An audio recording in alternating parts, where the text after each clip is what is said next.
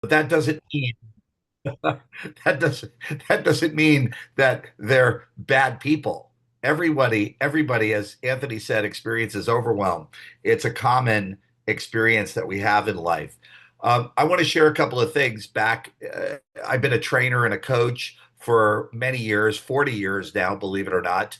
I'm 61, so I started early. When I was 21, I started actually coaching, and I was a novice coach. And I can tell you, as a novice coach, I was in overwhelm, constant overwhelm. One of the things that I noticed when I was first coaching is that if I had 15 minutes to coach somebody, or I had 30 minutes, or I had 45 or an hour, whatever it was that I had, or whatever it was that was scheduled, I was always up against the time. So, in other words, 15 minutes went by like a flash. 30 minutes was a little bit longer. And often I would be in the middle of the coaching session and or like, 15 minutes in or something. And I'd be monitoring my clock because I'm committed to being on time and paying attention to the time. And 15 minutes in, I'm like, wow, we have so much more time. And so much more time would lead into, oh, shoot, it's 28 minutes and I've got 2 minutes to wrap this up. And I don't have enough time to wrap it up neatly. So a lot of times the wrapping up was not very neat. So, in other words, I was in the middle of something, or the other person was in the middle of something, and it just wasn't what I would call a a excellent dismount. If you think about gymnastics and the person's on the balance beam and they're doing this incredible job on the balance beam, and it all comes down to landing the dismount. And often the dismount, my dismount was like a face plant. So it's like a 10 out of 10. I'm Nadia Comaneci. For all of you that are old enough to remember, I had a crush on her when I was 10. Yes. So I was in love with Nadia, and she landed the dismount, but I never landed the dismount. So I was always up against time.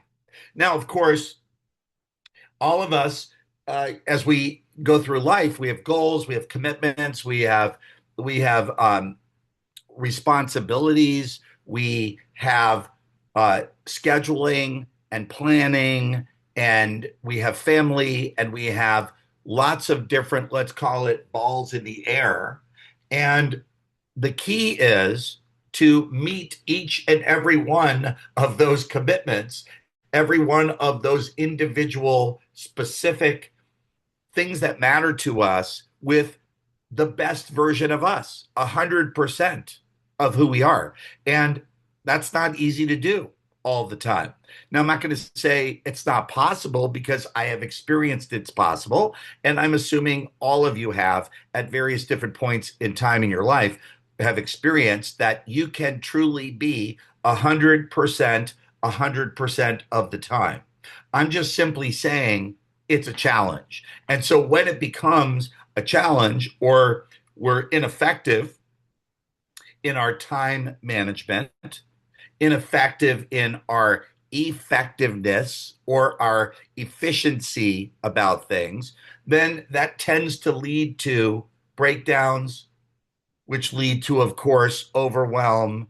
And then what we usually want to do when we're in overwhelm is quit something. We want to quit a job. We want to quit a relationship. We want to quit the gym. We want to quit, whatever that thing is that we think is causing us to experience the overwhelm. And what I assert to you is that that's the easiest thing to do. The easiest thing to do is to quit something when it's not working.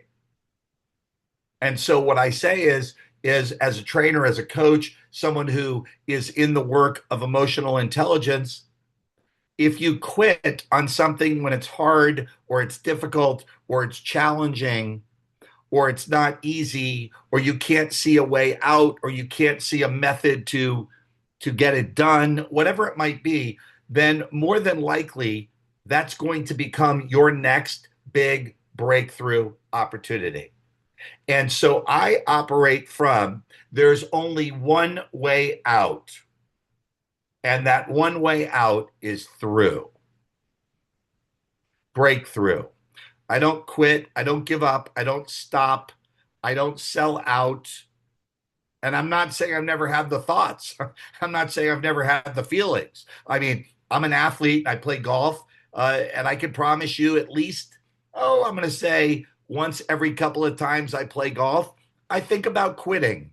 I think about why am I doing this to myself? And it's usually after I've hit a ball in the water, or I've hit a ball on a condominium, or I've hit the ball into the back of a duck somewhere in the woods and I can't find the ball. In other words, it's something that happened that I didn't like, that I didn't want, that I didn't think was good. And so it's me beating myself up and me judging myself, but also me blaming, finding something to blame, like it's about the golf club, or it's about the wind, or it's about the trees, or it was about the duck. Like, what is that duck doing? Like the duck woke up that morning and said, I'm going to make Michael's life hell today. Today's the day I'm taking Michael down. The duck's probably minding its own business, looking for food.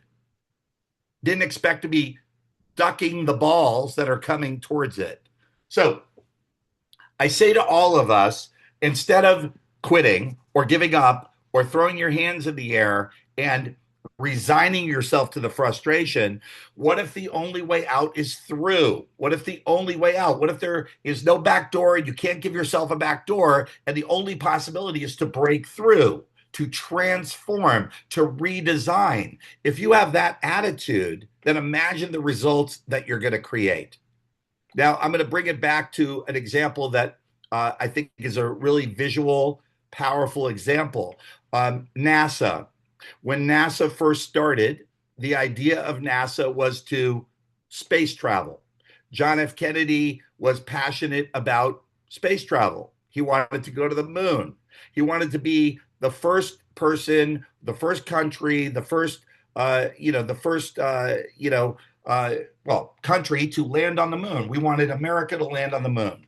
And so NASA at the time did not have the funding.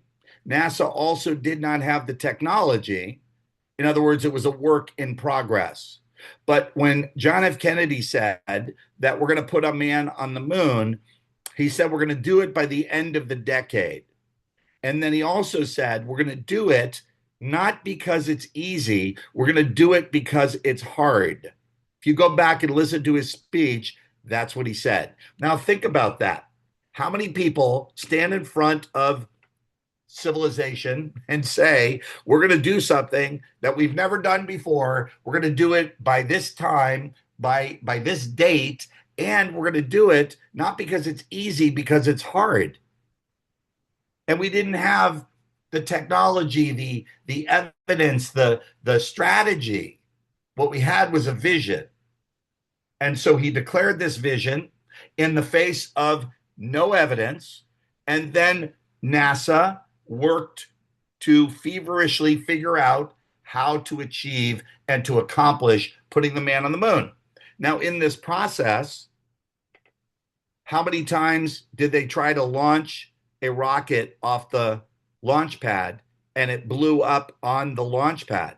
It was such a risky endeavor that they wouldn't put not only a human, but they wouldn't even put an animal on the ship because they were not confident that the rocket was going to get out of space and or get up, however far it was going to go and come back safely. So they were just trying to get the rocket off the launch pad. So part one, let's see if we can launch a rocket successfully without the thing blowing up. And it continuously blew up, and they made corrections. Blew up, made corrections, blew up, made corrections. Then they were able to launch and then land, launch and then land. And then at some point through this process, through this phase, they put an animal on the rocket ship. And so it was like an evolutionary process of breakdown, breakthrough, breakdown, breakthrough, breakdown, breakthrough. What never dissipated was the vision. The vision was always there. The vision guided the leadership. The vision guided NASA, to hire the people, to train the people, to develop the people, to find the astronauts, train these people, develop them, et cetera, et cetera, et cetera. The space program was eventually launched successfully, in which we did it, made it happen, put a man on the moon before the end of the 1960s. I was like 5 years old, and I remember watching it on television.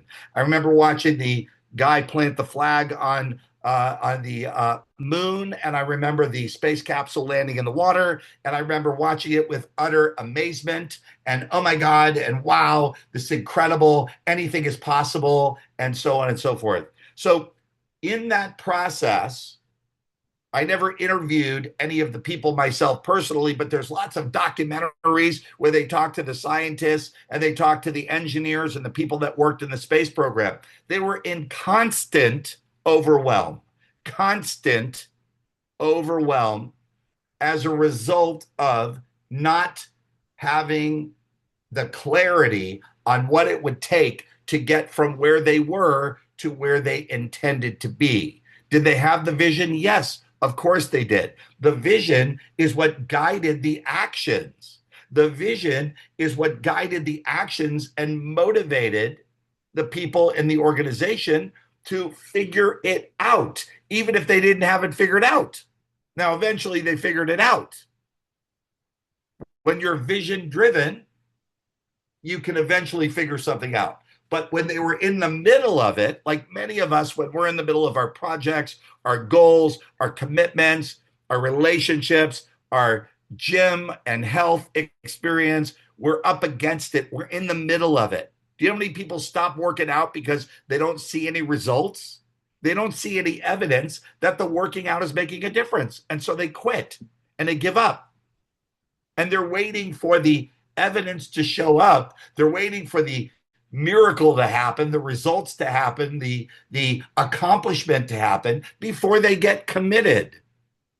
Here's how life works. You commit, then you take action, then you create the results. But we live in a fantasy world often where we have these unrealistic expectations. The thing about expectations, expectations are not vision.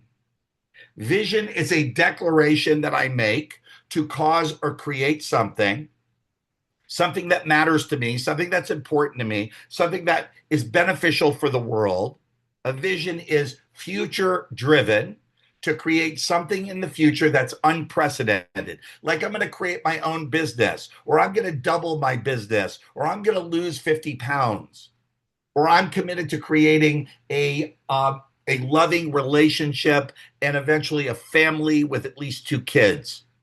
So, in other words, a vision is a declaration to create or accomplish or achieve a specific result in the future, something that hasn't happened yet, something that matters to me, something that's empowering, something that motivates me, something that really lives for me.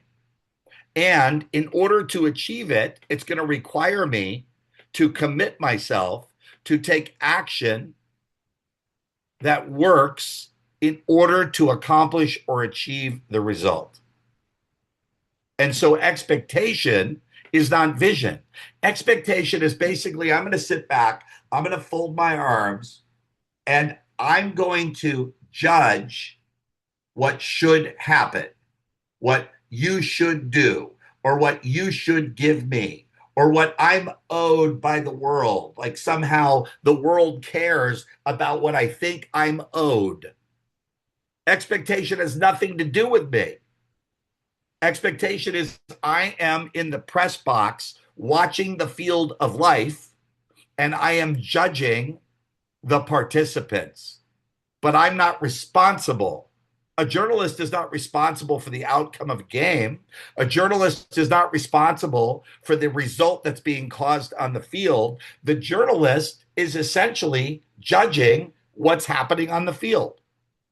And so we're here to enhance our emotional intelligence. We're here to essentially develop our leadership, our communication, our effectiveness, our efficiency, so that we can create extraordinary results in all aspects of our life and in all aspects of our lives that matter to us. Some of you might be winning in your business, some of you might be winning in your marriage, some of you might be winning in your health, and there are aspects of your life where you're really winning, but there's other areas of your life where you're not winning, where you're not fulfilled, where it's not working. Maybe it's in breakdown. Not only it's not working, but maybe if you were being totally honest about it, you would just say, you know what, this is just not working. And so I'm not here in any way to judge. We're not here. Anthony's not here. We're not here to judge. We're here to work in partnership with you, to coach you, to work with you, to support you in bridging the gap from where you are to where you want to be. So that gap gets closer and closer and closer and closer. And eventually, boom, your vision is actualized. Your dreams become a reality. That's what I want. Overwhelm is termites in the house.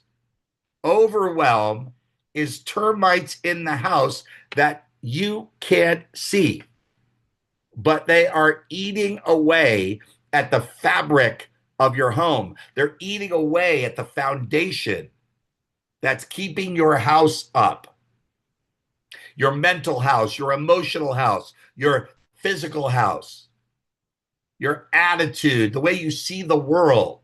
And when we are in overwhelm, we actually have no power. You know that feeling of feeling powerless in your life? Like you're in a situation and there's just no way out?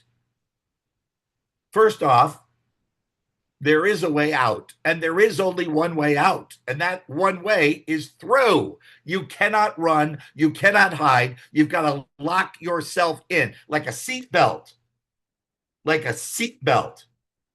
If you have a fight with your wife, and every time you guys have a fight, she leaves or you leave in the middle of the fight. Now, I'm not talking about a physical fight here. I'm talking about an argument, a disagreement. If you check out, she checks out. If you shut down, she shuts down. If you turn your back, she turns her back. If you get in the car and leave, if you throw, a fit, you're in reaction, you shut down, and all you do is la la la la la la la la la la la, all the ways you do it. If that's what happens, that relationship isn't working, and nothing's going to change until you put your seatbelt on and you lock yourself in. I am not leaving from this spot until we break through. If you and your partner are both saying the same thing, then that relationship can work. And we can break through whatever barriers, whatever issues, or whatever challenges may be present. But it can't work if you quit, they quit, or both of you quit. So we get to lock ourselves in. No way out except for the one way. And that one way is through. All right. I'm going to stop there for a minute. Welcome, everybody, once again to our Overwhelm to Alignment workshop. I don't know if I've met you, Michael. I don't think I have, but welcome to tonight's workshop. So, is this your first workshop you've been to with ILC? Yes. Okay. Nice to meet you. Who invited you to come, or how did you find out about us tonight? Dolores Benson, my mom, she invited me. Your mom. Hmm. Okay, awesome. Well, thank you for coming. I'm glad you're here. Where do you live, and what do you do? Like, give us, tell us something about yourself. I live in Vacaville. I work with my mother in a family childcare. Okay. Um, Did you say Vacaville? Is that California? yeah, California. Yeah. Okay, great. And so you work with your mom. Now, do Hmm. you guys get along well? Yes. I mean, how awesome is that you can work with your mother and still get along? So, did your mother make you come tonight, or did she ask you to come? She asked me. Okay. She's been kind of putting a little. Um, she's been bothering me a little bit about this other event that's upcoming. Um, Yeah. I'm still looking into it. Great. see it, so I could come to this kind of dip my toes in to see what it might be like a little bit. Okay, great. Thanks for coming tonight. I appreciate you being here. Thank you for letting me ask you a couple of questions. We're just getting started. Uh, this work that we do here is for all aspects of your life, professionally and personally, and everybody comes to this program for different reasons. So if your Mhm. goals are personal, great. If your goals are professional, great. We're here to custom design our work and our coaching for you. So it's not about you, fitting into my thing. It's about Okay. us wanting to support you in what you're up to in your own life. Okay. Thank you.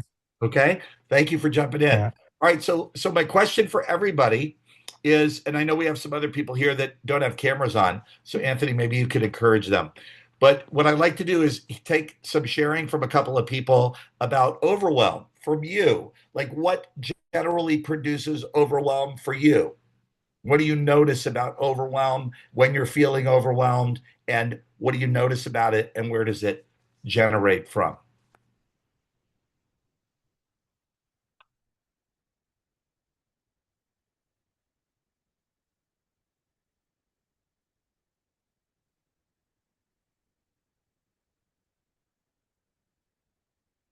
I'll go. Can you hear me?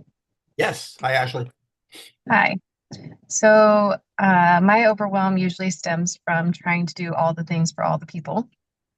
And I get into a vicious cycle of wanting to do everything for everybody and then paralyzing myself with too much to do. And then I don't do anything. And that just continues that cycle of overwhelm and non-product productive time. So I've gotten a lot better in the last few years, definitely, but perfectionism and wanting to be everybody's helper are the two things that really drive my overwhelm, I would say. My wife suffers from the same exact experience. She look, you want to, what I'm hearing is you want to help people, you want to be helpful, you want to give, you care about people, and so you'll say yes when somebody asks you for something and your intentions are good. You want to serve, you want to support, you're obviously very capable because if you're I mean, I would assume if you weren't capable, then not everybody's going to ask you for things all the time. But it's kind of like a curse. The more capable you are, the more requests that come in. And so it's kind of like one of those things. And my wife is exactly the same. So today, my wife was over at my mother in law's helping her pack because she's moving to Arizona to be near us. Okay. And I was going through photos looking for an old picture of my brother, and I came across a video that I took of my wife when she was in the back of our SUV packing up the SUV. Do you know that one of the biggest fights I get into with my wife is packing? Like I have to like wrestle with her to let me pick up bags, put them in the car. It's mind blowing. But I have a video of my wife. It's so funny because she's over helping my mother in law pack. I have a video of my wife where she's like a spider monkey inside the back of the SUV. And it's literally of her in there, lying in there, pulling things together and, moving things around and stuff. And I'm videoing and I'm narrating. And I'm basically saying, this right here is a microcosm of my wife and our relationship right here. And I sent it to her while she was helping my mother in law pack. And so she has the same challenge. When you say yes to everybody and you mean well and your intentions are there, then that's wonderful. And that says something about you being generous and kind and giving and caring and all of that. But if you do it to the point where you take on too much or you want to say no, but you say yes because you don't feel like it, then what happens sometimes is you hit a wall. And when you hit that wall, it's the I have nothing left to give wall. The tank is officially on E. This electric vehicle is out of electricity and needs to recharge. So if you hit that wall, then in your case, you just go into paralyzation. She just goes into sleep mode and will sleep for like 13 hours, covers over, like a coma, a small coma. Okay. And that's how she recharges her battery. But everybody gets to do that. And so that's one of the ways that you go into overwhelm when you do. And that's a common thing. So learning how to balance your yes to other people with a yes to yourself. I say this to her all the time. Honey, this is a typical conversation. Babe, what would you like for dinner? Well, I know you really like this, and I know you really like that, and I know you really like this. Yes, I do. I like all of those things. That's fantastic. Thank you for sharing that. The question I asked you, though, was what would you like for dinner? And then she repeats the menu, pointing out the things that I like. And so this goes on all the time, and I'll be persistent with her, and she'll be persistent with me, but I'm going to win this battle. And the battle sounds like this. Okay, honey, you've already eaten for me like 5 times. I just want you to eat once. And I'm not ordering anything until you decide what you want and you choose what you want. I cannot tell you how happy I would be if you ordered something for yourself. Don't worry about me. And she's like, okay. So I win. I can't lose every single fight, but that's the one I win. I then will say to her, you care about everybody else. I care about one person. Okay. The one person I care about is the one person you don't care about that I am focused on, and that is you.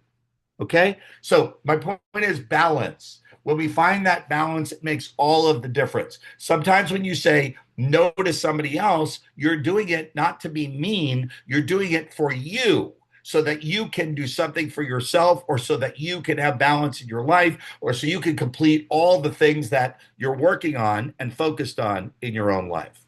So thank you for what you said, taking your sharing and using it for all of us to learn.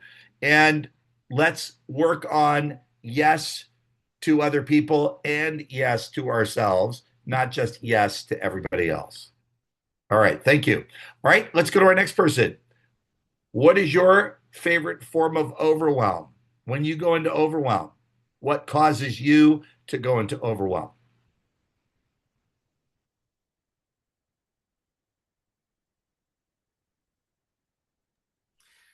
I'll go. So I commit to doing too many things, like Ashley. I am a recovering people pleaser. um, and then I start procrastinating because I've got so much to do. It's hard to prioritize what I need to do because it all needs to get done now because everybody's wanting it done now. But when I try to ask for help, they scatter like the leaves on a fall windy day. And then I get really frustrated. Um, yeah. And then I just have to have a break and just try to, and I keep thinking, okay, I just need a break so I can recoup and I can reprioritize. But it just doesn't work, right? Okay, I got this. You ready? So what are the most important commitments? Right. Well, right now I'm getting my business ready to sell. Okay. I have an answer for you, and that wasn't it. Are you ready? Yes. Every one of them. Every one of them is the most important. And that's Yes. my problem. No, no, no, no. Listen, listen. You You're cannot not helping. win. I am going to help. I promise you. You cannot win in the game of prioritizing commitments, because what happens when you do that is you're always dropping the ball, or you're feeling Exactly. like you're dropping the ball on something. And so what needs to happen is what I'm going to say is probably better planning, structuring, or time management in regards to the commitments that you have. Like there may be some commitments that you're allotting an hour for that really are 2 or 3 hours, or you're going overtime with that.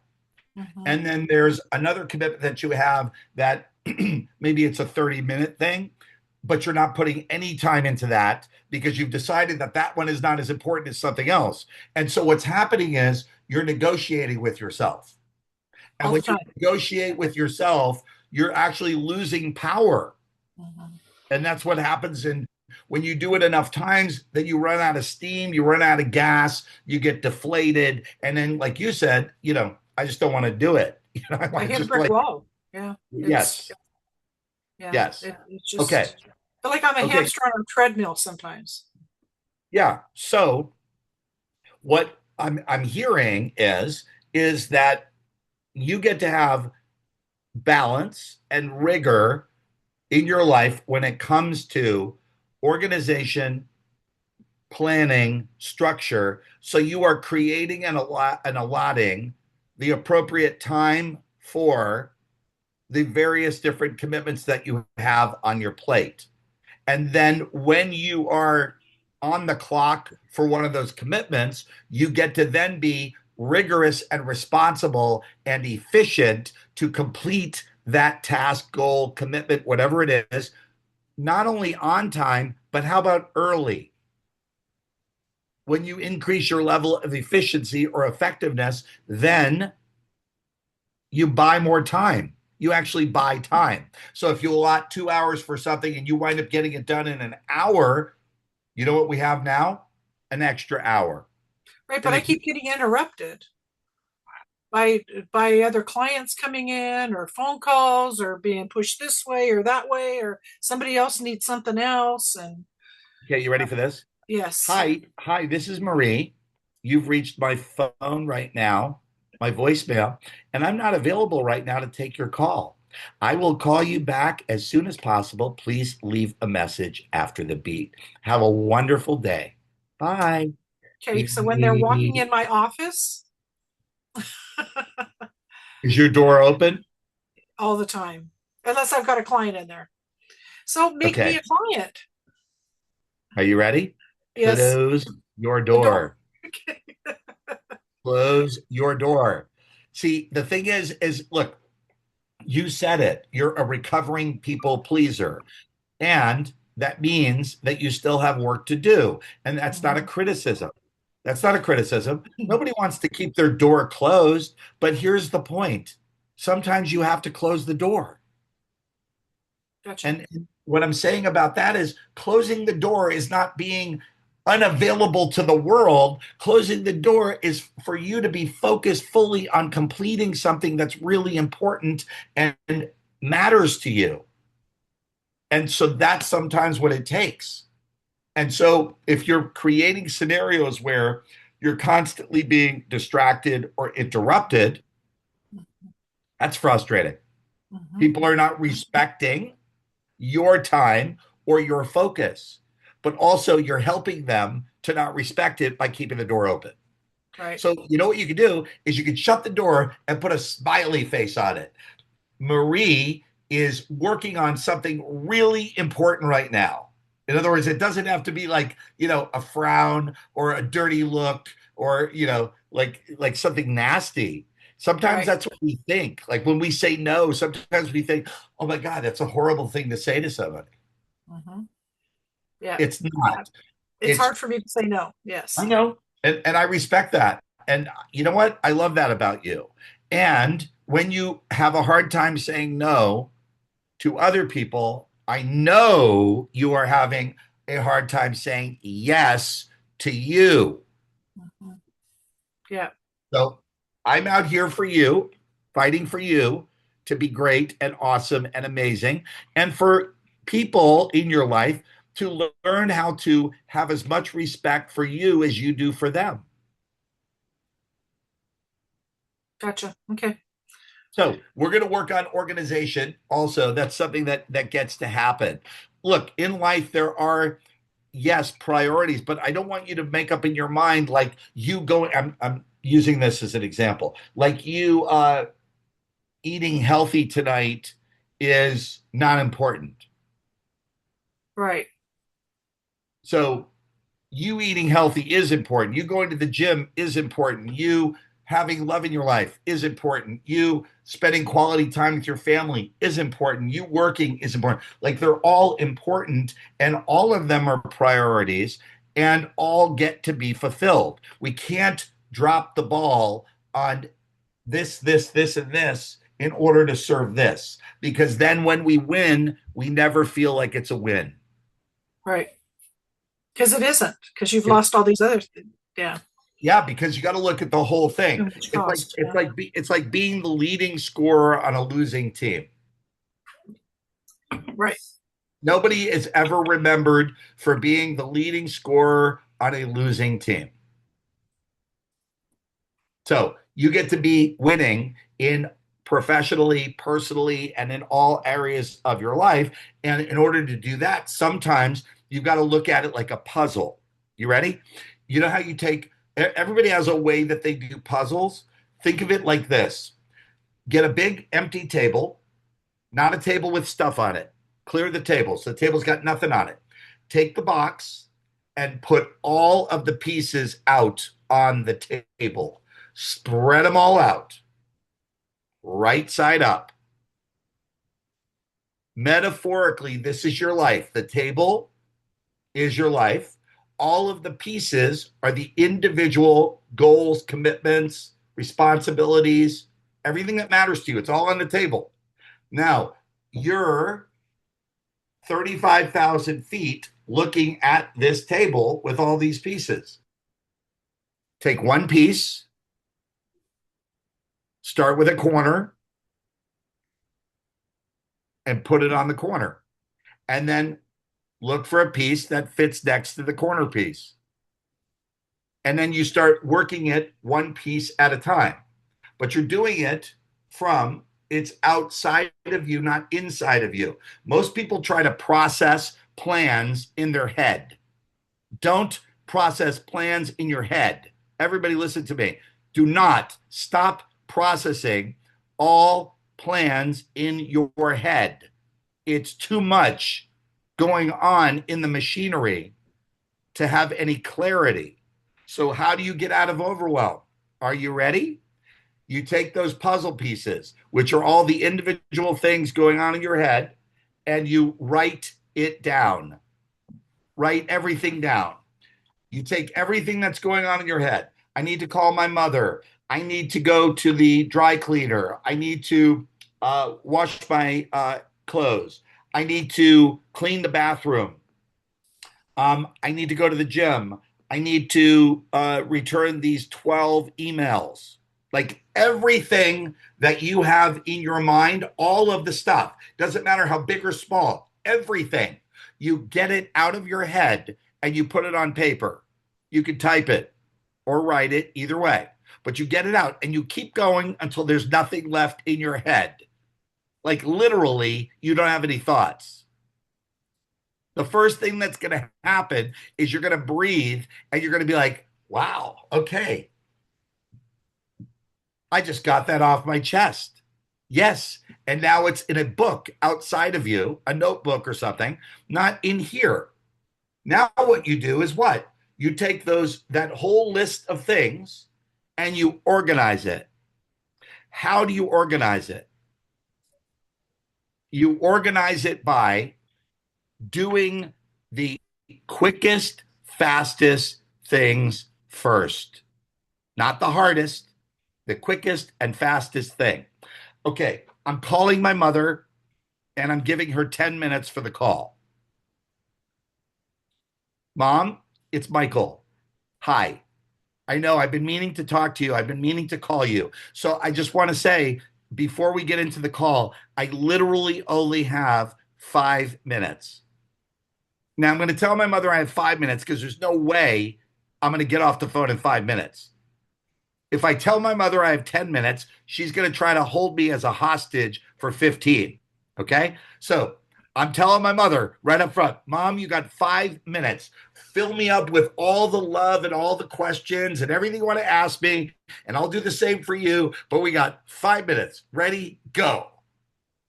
And then at 5 minutes later, I'm like, Mom, I love you so much. I can't wait to talk to you again. And I'm going to call you, but I have so much on my plate right now. I just don't have any time. If I don't start this at 5 minutes and I wait till 10, it's going to be 15. And I don't have 15 for this. Right. So my point is, why do you call your mother? Especially if you're in overwhelm. You're like, you look at your list, you're like, oh my God, I cannot call my mother right now. I cannot. I don't have the energy to call my mother.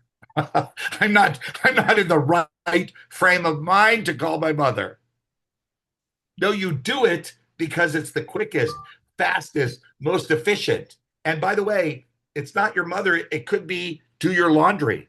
It could be get your stuff, throw it in the car, go to the dry cleaner. I have allotted 15 minutes for this. What's going to happen the moment you accomplish whatever this is, quick, fast, and efficient, is you're going to breathe a sigh of relief. And when you breathe that sigh of relief, you're going to all of a sudden have energy you didn't have for the next project. So let's say you've got your list, you got 50 things on the list. Think about this. All 50 of those things were in your head, Right. in your mind. They were all in your mind. And you wonder why you were paralyzed? Because these Like are not ping just pong balls. items. Every one of these items has emotional attachment. Mhm. Every one of these items has, judgments, thoughts, opinions, feelings. Every single item on here has a different set of stuff associated with it. And it was all in your head. So, of course, you're paralyzed or exhausted or drained, or you don't know where to start and you just don't start. Okay? So get that list, write it down, get it out of your head. You keep writing and don't edit your list. You can't stop and edit your list. Like you imagine you're like doing the list and then 5 items and you go, this is so stupid. Then you spend 30 minutes wasting time thinking about how stupid this is. No, get it all out of your head. Get it out of your head to the point where you have absolutely nothing left. And you're in a clean space. Then you get that list and you knock the quickest, fastest items off that list ASAP. Why? Because as you do, you'll start getting out of the quicksand and you'll start moving into momentum. And when you have momentum, that momentum and energy feeds your commitment, your action, but there's something else. It feeds your imagination, your ability to figure things out that you weren't able to figure out when you were in overwhelm. Because now your mind is working for you and not against you. I Good. sometimes I it might be the way I was raised, I don't know, but there's things I want to do, like so, but I don't allow myself time to do that because I have too many more important things to do. So will that help this too? If I one of the things, put it in one of the corners to Does the word yes okay, and does the word immediately mean anything to you? okay. I mean, listen to me. When is the right time Well, I to, always did it when to when my chores were all done, but I know, I they're never know, done. I know. I understand. It's how I was raised too. You don't eat dessert and you don't get dessert until you eat your meal. Right. And no playing until the chores are done. I Mhm. understand. And I said this to Ashley, but you have obviously the same challenge here too. The better you are at getting things done, the more things come to your plate. Mhm. See, if you're not effective and you're not efficient or you're not competent, then people aren't going to pile things on you to do. Right. You're kind of your own worst enemy here because you're so good at doing things that people want to keep giving you more things to do. Yeah, if you want something done, ask a busy person, right? Well, that is you, and your door is always open. Yes. How many people work around you? I have two staff employees, Right. two employees. Yeah, and those two staff are out there going, "Oh, Marie's door is open. It's always open. I'm going to go in there." Yeah, or she can help the client that walked in because I don't have time to do it. Yeah, so yeah. Okay, well, there you go. You are creating a self-fulfilling prophecy. And go back to your question about there's something I want to do, and I won't allow myself historically to do it because I haven't finished my chores. Okay. It is time for you to jump in a puddle or jump in a fountain or go to a spa. You don't have to go to a full day spa, but how about a 2 hour massage or a 90-minute massage or a spa treatment.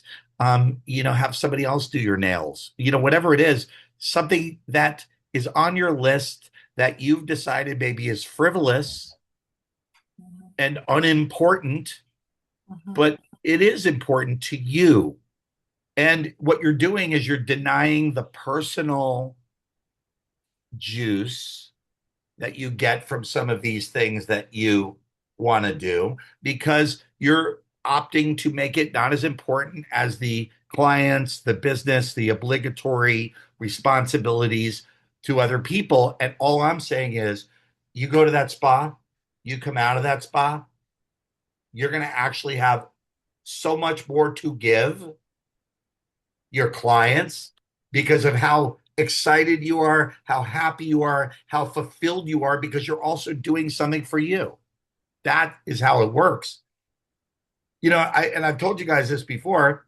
I don't like the gym ever, but I love how I feel when I leave the gym. Right. Yeah. I don't go to the gym because I want to go. I go to the gym because of how I feel about myself after I go. How much energy I have, the endorphins are released. And then you know what else? I burn calories. So I'm less stressed about what I'm eating and how much I'm eating because I'm working out. But I also go to the doctor and I get physical every year and I get my blood taken every 6 months because I'm being proactive. I don't do it because I like to be sticked by a needle.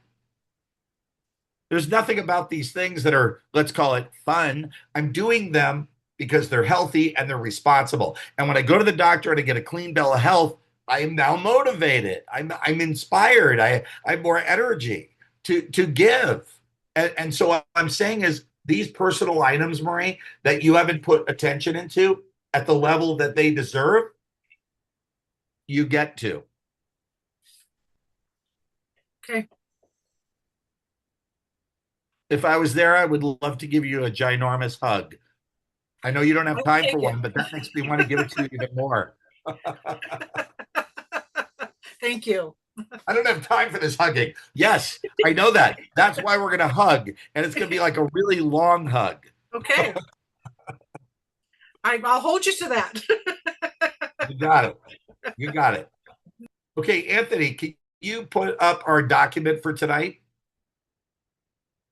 Specifically addressing overwhelm and how we can shift out of it to alignment with our vision, alignment with our purpose, alignment with our goals, our commitments, what matters to us, shifting out of overwhelm and into focused, intentional actions. And I think he's going to put it up as soon as he's out of overwhelm. There you go. There you go. Can we make it bigger, please?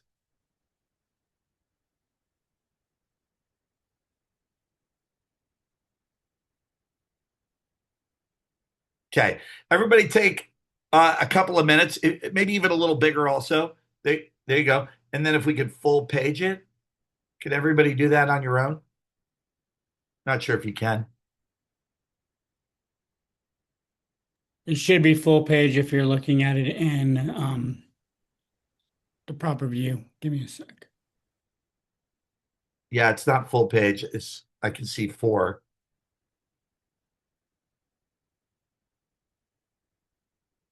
I see. No, I'll scroll up as we give it time. That's I was making Oh, sure. okay. Yeah, it was Okay, visible. that's fine. Just take a couple of minutes to read through the different aspects of overwhelm.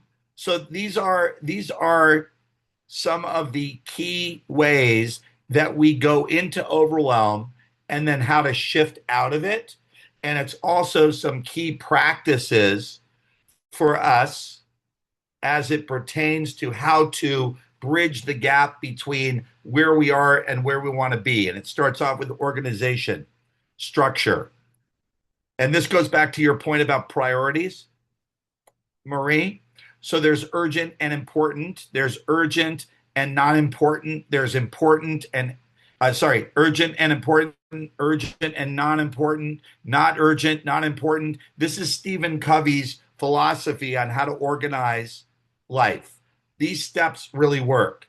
Some things are just not important and not urgent, but that's what distracts us. Not everything is a 911. It might feel that way, but it doesn't mean it's true. And so if you could take all of your items that are in your head, put them on a piece of paper, and then go through every one of those items to decide what's urgent and important, what's urgent and not important, what's important and not urgent, and what is not urgent and not important. The not urgent, not important piece, push that down the road. If something needs to give, you push that down the road because you're putting energy and intention and attention and time into something you're not going to do anything about right now anyway. And so you organize your life and you structure your goals and your commitments and your time management around what's urgent and what's important. That can't be pushed off for tomorrow, can't be pushed to next week, can't be pushed until the end of the week. And then you have X number of hours per day to be active in your management of your goals and your action on your goals and achieving the goals. It's not 28 hours a day. It's not 24 hours a day. There gets to be time for sleep. There gets to be time for lunch, dinner, exercise, family, etc. So let's say there's a total of 10 to 12 hours where you can focus on being productive professionally or personally. How would you allot that time each day? Many of you have heard me talk about this. I meet with my wife essentially every Sunday, and we do a staff meeting every Sunday in which we go through the week. What's on your calendar? What's on your priority list? What's on my calendar, my priority list? And then we organize, structure, strategize. When are we going to go to the gym? When am I going to play golf? When are you going to play pickleball? When are we having dinner with our son? Like, what's our plan? What's our strategy? How are we going to maximize our time and our productivity? And then we do check ins. So we have a staff meeting on Monday, and often we'll do like a check in staff meeting on Wednesday, and then another check in on Friday. Now, when I say staff meetings, it's not like, it's some formal event that I'm getting dressed up in my professional clothes to have a sit on the couch with my wife. But when we are having our meetings and we're going through our planning, our strategizing, our structure, neither one of us are on our phone. I'm not watching a game. She's not, doing something on her computer. We're talking together. We're intimate. We're listening. We're connecting. And we're working together to either plan it or strategize it or solve something so that it works for both of us and it works for all involved. Okay? So, changing your relationship with time, structuring and organizing your life, spending more time on your vision and your commitment, and less time letting your emotions get in the way. Completing to create momentum. That goes back to go to the gym. That also goes to call your mother. It goes to um, uh, going to the dry cleaner, cleaning your bathroom, shaving, whatever it is you need to do to be productive and to get things done. That creates momentum. When you're in a paralysis state, you've got to accomplish something, and it, honest to God, doesn't matter what it is.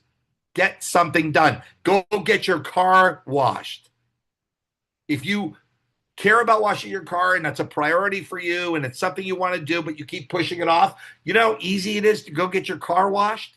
While you go get your car washed, you could actually be working on something else while they're working on your car. So you're multitasking.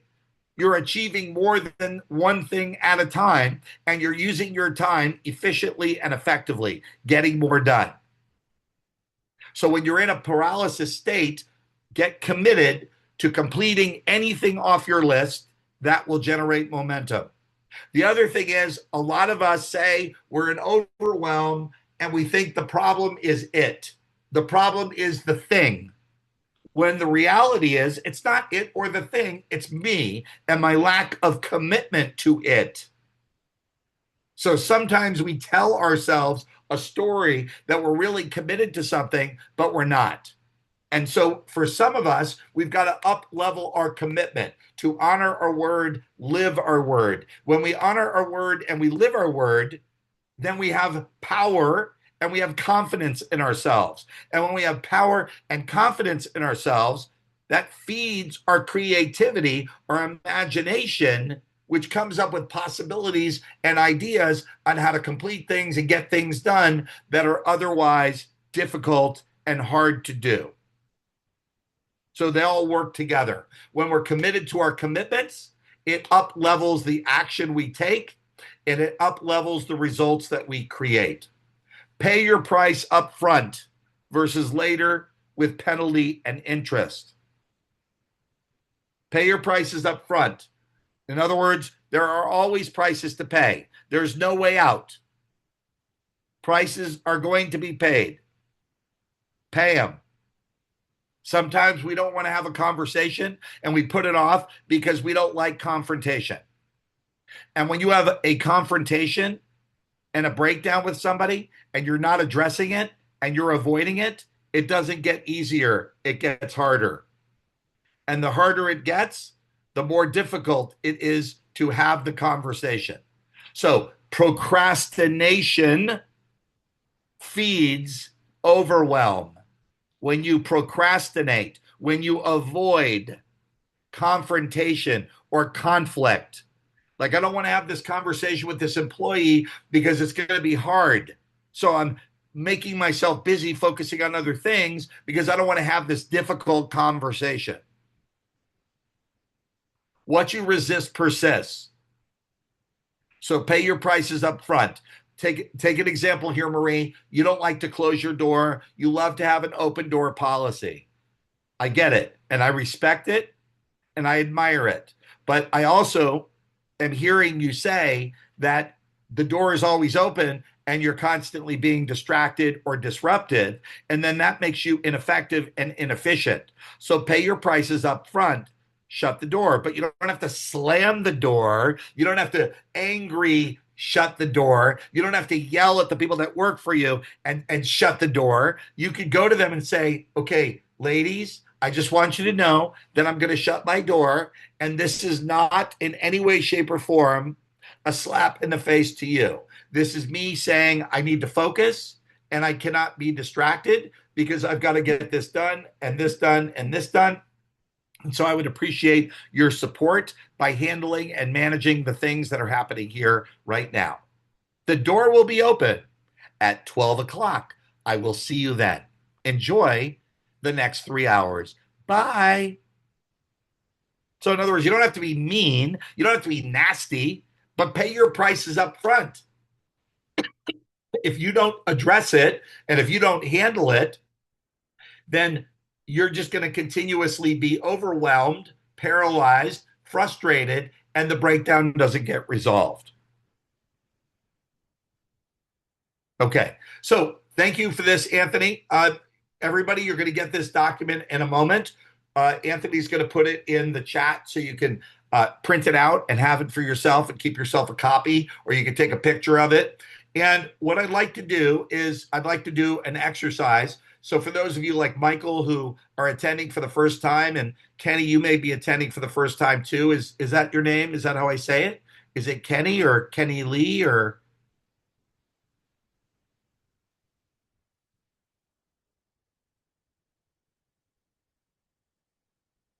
I think she's trying to unmute.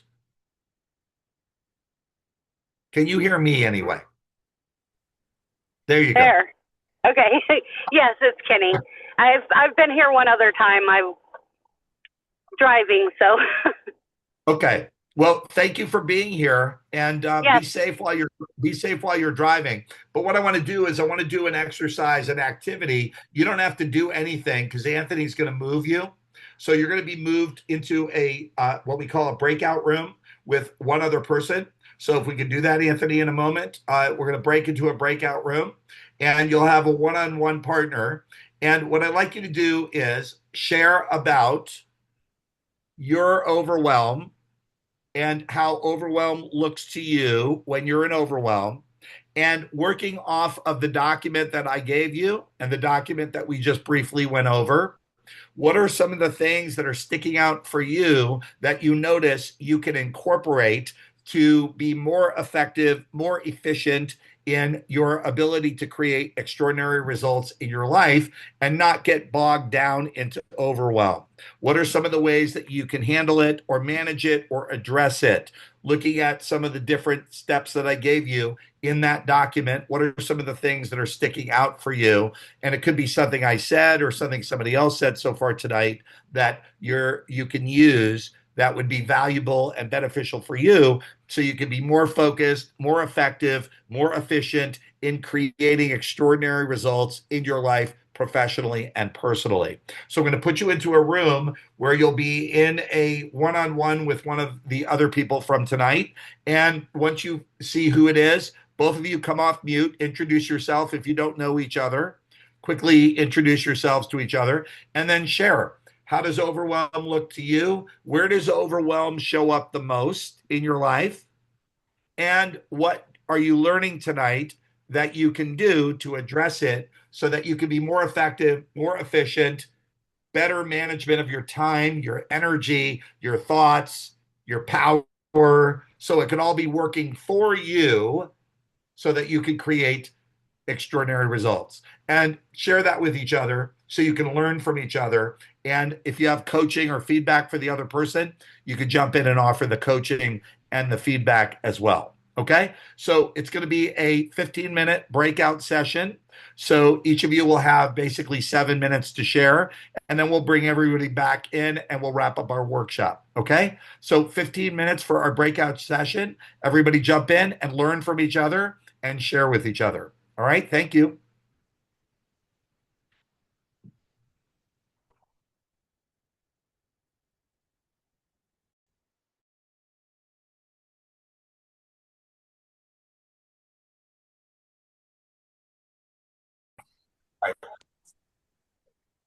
So, so it's key and it's essential for all of us to not let things pile up. If you're getting things done and you're using your time wisely, then things don't pile up. So whether it's relationship challenges that you have, or health, or business, family, the obligatory housekeeping items, we just cannot let things pile up. When that happens, we go into overwhelm when we're incomplete and we don't complete things. So it could be emotional overwhelm, it could be psychological overwhelm, it could be a physical overwhelm. There's a lot of things that trigger it. So one thing I can tell you is I'm always working at keeping my house clean, metaphorically. So I don't let things fester. I don't avoid. I don't procrastinate. Now I have, but it never works. It doesn't lead to anything that's healthy. And so when we avoid, then things pile up. And when things pile up, often we will explode at some point. Like when things just continuously pile up, at some point we mismanage it and we either do something that hurts us or do something that hurts somebody else. And I'm going to give you a great example. Getting sick. In the last 10 years, I was sick maybe 3 times in 10 years. I mean, I'm not saying, again, I'm perfect in any way, but one thing I can tell you is I almost get sick a lot, but I don't get sick. And when I start to get symptoms of being sick, and I'm talking about like that, the cold, the head cold, things like that. When I start to get symptoms, then you know what I do? I immediately start looking at what is incomplete in my life. So instead of looking at it as, oh, I'm sick and I need medication, before I even go to the medication, I want to ask myself, am I avoiding something? Am I resisting something? Am I upset about something? I mean, I remember one time I had one of my first coaching jobs.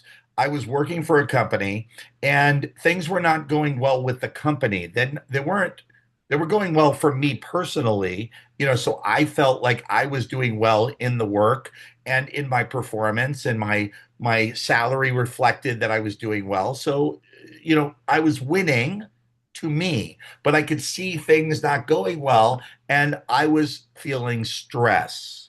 And when I was feeling stress, the stress was leading me to having conversations and thoughts and judgments and assessments and fear and anxiety and all sorts of things. Like, what am I going to do? What if things go south with this company? What if blah blah blah blah blah? And so what I noticed is I started having headaches, and I don't get headaches. So it's like all of a sudden I'm having these headaches, and so I'm thinking to myself, okay, what is the source of me having these headaches? Like, what's different about my life? It's not what I'm eating. It's not what I'm drinking. It's not my sleep pattern. It's the one common denominator was this overwhelming stress I was having about the company I was working for and whether or not I could actually plan my future around it, or do I need to step left and make a different choice? And as soon as I acknowledged what it was, all of a sudden the headaches went away. So, what I'm saying to you is a lot of times overwhelm produces physical illness because overwhelm creates stress. And when our body is stressed, our body breaks down. And what we typically do is try to medicate it. Now, if you medicate it with actual medicine, that's one thing. But a lot of people medicate with alcohol. A lot of people medicate with other stronger drugs. But you know what else they do? They medicate with Oreos. And we've talked about this. You cannot eat one Oreo. I defy you to eat one Oreo. Now, you can eat a whole tray of Oreos, but you know how it works. I'm only going to have one. And that one is just so delicious, it doesn't quite quench your thirst for the Oreo. So you say, it's okay, I'll just have two. Two's no big deal. Yeah. Two leads to three, three leads to six, six leads to a row leads to a box. And the next thing you know, now you feel crappy because you ate Oreos and you felt crappy before you ate Oreos. So now you feel crappier. And what you're not doing is getting out of overwhelm. So stress or overwhelm produces stress, sickness, anxiety, anger, frustration, guilt, shame, resentment. And none of those are healthy conversations. They don't serve us in our lives. So to avoid getting into overwhelm, just don't get into overwhelm. Get things done. Complete your list. And when you're stuck, knock something off the list that's going to shake things up. Go to the gym, go for a walk, listen to your favorite band, take a shower, take a bath. Maybe you need to take a bath. Some of you haven't had a bath since the Nixon administration because you don't have time. And you tell yourself, I would love to take a bath. I wish I could take a bath. I just don't have time. I've got to get this done. So you've even turned a shower into getting something done. Well, maybe you just need to take a bath and bring a book into the bath and read a chapter out of the book. So, in other words, stop the insanity by not getting into it in the first place. Shift out of overwhelm by being responsible to complete things, get things done, knock them off your list. When you're feeling stuck, you must go after the low-hanging fruit. When you're stuck, don't focus on the green banana. Focus on the ripe banana. Go to the gym. Go wash your clothes. Clean your bathroom. Wash your car. Make dinner. Do something that's healthy for you. Something that's going to make you feel good about yourself. Okay? Must take care of yourself. Self-cleaning oven leads to healthy choices. Self-cleaning oven leads to healthy choices, responsible choices, and action that leads to creating extraordinary results. Map out your plan every week and map out how much time you're allotting for each of your items on your list. And don't sacrifice. Don't sacrifice. When you sacrifice, you don't win. It's a win-lose game. And when you play those win-lose games, you get disempowered. You get completely disempowered and you don't feel good about yourself. So even the wins are not a win. It's a win and a loss at the same time. And how does that feel? Icky. So map your plan, work your plan. When you have momentum, then you keep going. You keep going. Like take tonight, for example. Not sure what time it is where you are, but complete something off your list tonight. Complete something. Like you don't want to go take a bath, go take one. I know you don't want to clean your bathroom. Nobody wants to clean the bathroom. That's not fun. Go clean it anyway. How are you going to feel once you do it? How are you going to feel once you take your car to go get it washed? How are you going to feel when you drop your clothes off at the dry cleaner? Finally, some of you have clothes that have been waiting, for months to go to the dry cleaner, and you need to go. So whatever it is, if you got boxes, I know some of you have boxes in your house. You have a room that's got boxes in it. It's like a storage room for your boxes. Go empty a box or two or three. If I looked in your garage right now, what would I see? So go empty a box. Do something that's going to free you up and have you have momentum. Think about how you're going to feel on the other side of emptying those boxes. You're going to get in bed tonight and you're going to be feeling that sense of accomplishment. Don't diminish it. I understand it's a box. I understand it's a bath. I understand it's cleaning the bathroom. But at the end of the day, you are doing something that matters to you. You are doing something that creates a clean space and a healthy mindset. When our mindset is not healthy, we get into overwhelm. Overwhelm produces stress, breakdown. Unhealthy conversations lead to sickness. And it also leads to fighting, arguing, blowing up at your husband, blowing up at your kids, blowing up at your coworkers, whatever it might be. But none of us want to be doing cleanup on aisle 7, whether it be for other people or ourselves. So don't get into overwhelm. Get into committed action. Knock something off your list before you go to bed tonight, or 2 or 3 things off your list. Take advantage of your time and your energy. And then you will wake up tomorrow and you will be refreshed. And you'll jump out of bed and you'll be fired up for your day. Okay, so we are at our time for tonight and today's workshop. I do want to invite those of you, Michael and anyone else who have not yet taken our workshop and training that we have. We have an amazing workshop coming up August 28th and 29th. Is that correct, Anthony? 27, 28. I was close. August 27th and August 28th, I would love to invite you to come to the workshop. It'll be incredible. We're going to be focusing on emotional intelligence and leadership skills relationship skills, communication skills, so that we can be effective in accomplishing everything that matters to us in all aspects of our lives. And we're going to take a deep dive in those 2 days, and it's going to be a lot of fun too. And so I invite you to come and participate if you haven't done it before.